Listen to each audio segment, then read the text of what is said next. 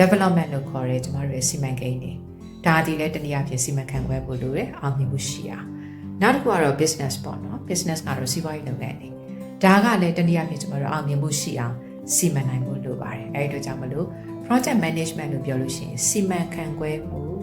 management content တွေကိုကျမတို့ business အတွက်လည်းအသုံးဝင်စေမယ် development အတွက်လည်းအသုံးဝင်စေမယ်ကျမတို့မှာ business ကိုစမယ် idea generate လုပ်တဲ့ဒီပညာရှင်ရှိတယ်နိုင်ငံတရားမှာအသုံးပြုတယ်တခြားနိုင်ငံတွေမှာအောင်မြင်နေတဲ့စနစ်ကိုကျမတို့နိုင်ငံမှာ business idea generate လုပ်တဲ့ပုံစံစမယ်ဆိုလို့ရှိရင်လုပ်ငန်းတွေကိုအစပြုတဲ့အခါကိုယ်နဲ့ကိုက်ပြီးတဲ့လုပ်ငန်းတွေတော်တော်များသင့်တော်အောင်အောင်မြင်ဖြစ်ပါတယ်ဒီလိုမျိုးကလိုအပ်ချက်တွေပြင်ပအတွေ့အကြုံတွေပေါင်းစပ်ပြီးတော့ပေါ်ပြနိုင်တယ်ပြင်ပကနေသိတဲ့အခြေအနေတွေလုပ်ငန်းတွေမှာ contribute လုပ်နိုင်တာဖြစ်တဲ့အတွက်ကြောင့်ပိုပြီးမြင်သာတဲ့တိုးတက်အောင်ဖြစ်လာတယ်။ဘာမှရှိနေတဲ့ resource တွေတင်လာပြီးတန်ဖိုးကြီးနိုင်ငံသားသားအိတ်ပြည်ပြီးကိုနောက်အောင်ဆွဲဆောင်တာဒီအဓိကကြောင့်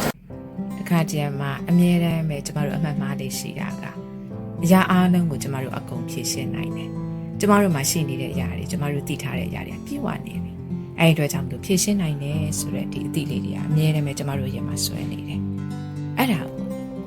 ကျမတို့နည်းနည်းလေးပြန်လျှော့ဖို့လိုမယ်အဓိကကဘာလဲဆိုလို့ရှိရင်ဒီလိုဖြည့်ရှင်းနိုင်ဖို့အတွက်ကျမတို့မှာဝန်စားလုပ်လောက်ပြီလား